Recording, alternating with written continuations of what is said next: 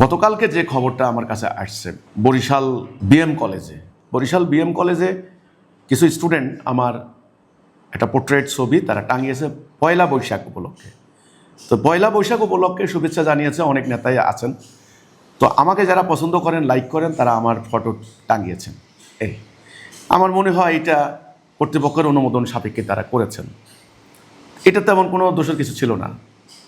আপনার কলেজ ভার্সিটির স্টুডেন্টরা সাধারণত কোনো ফেভারিট, তাদের কোনো প্লেয়ার বা কোনো শিল্পী বা কোনো সাহিত্যিক বা কোনো দলের নেতা তাদের ছবি টাঙায়, গেঞ্জিতে ছাপাইয়া ইয়ে করে, তো এটা তো আমি মনে করি মানুষের আবেগ অনুভূতি, ঠিক আছে। তো এই ক্যাম্পাসে তারা যখন এটা করলো, দেখেন হাসিনা যখন পালিয়ে গেলেন তখন বলা হলো যে স্বৈরাচার মুক্ত হয়েছে, দেশে বাক স্বাধীনতা, আইনের শাসন, মানবাধিকার প্রতিষ্ঠিত হবে, মানুষ কথা বলতে পারবে, আগে পারতো না, এ ধরনের একটা স্লোগান ছিল কিন্তু স্টুডেন্টদের মধ্যে। কিন্তু আমরা এখন দেখতে পাচ্ছি না, ব্যাপারটা কিন্তু তা হয়নি। স্বৈরাচার, রাজনৈতিক স্বৈরাচার যদি বলেন গেছে, কিন্তু ধর্মের নামে স্বৈরাচার আরও পোক্ত হয়ে কিন্তু জাতির ঘাড়ে বসেছে। এই কলেজ বিশ্ববিদ্যালয়গুলিতে বাধা কারা দিচ্ছে?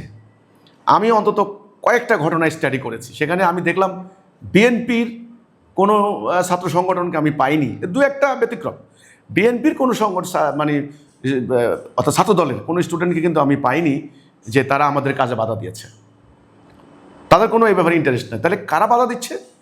ধর্মান্ধ বিভিন্ন ধর্মীয় সংগঠনের এই যে কিছু পোলাপাইন এই পড়ে এরা, যেমন চরমোনাইয়ের মুরিদের কিছু অনুসারী আছে এরা, জামাত শিবিরের কিছু অনুসারী আছে এরা।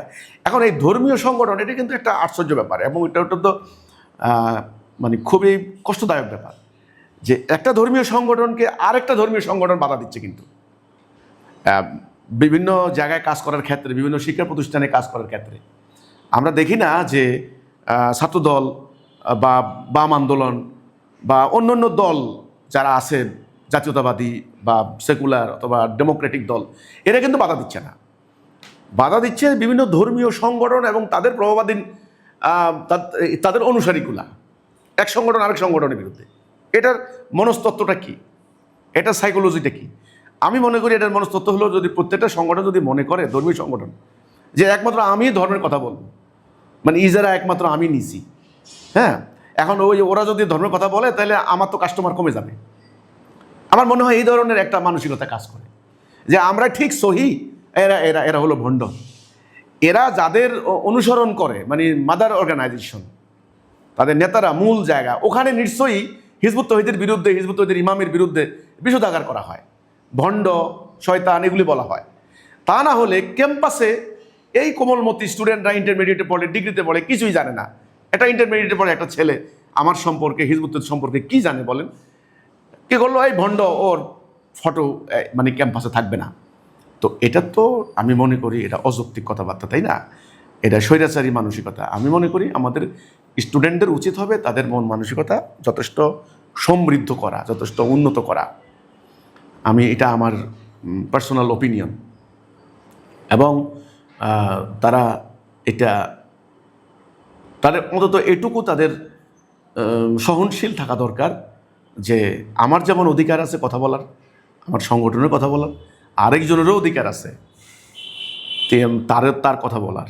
তো এটা তো একটা 10 বাবা 10 সন্তান ক্যাম্পাসে পড়ালেখা করতে যায়, তাদের এতটুকু সহনশীলতা না থাকলে আমি মনে করি তাদের দ্বারা ধর্মও হবে না, শিক্ষা অর্জনও হবে না। এই হলো কথাটা।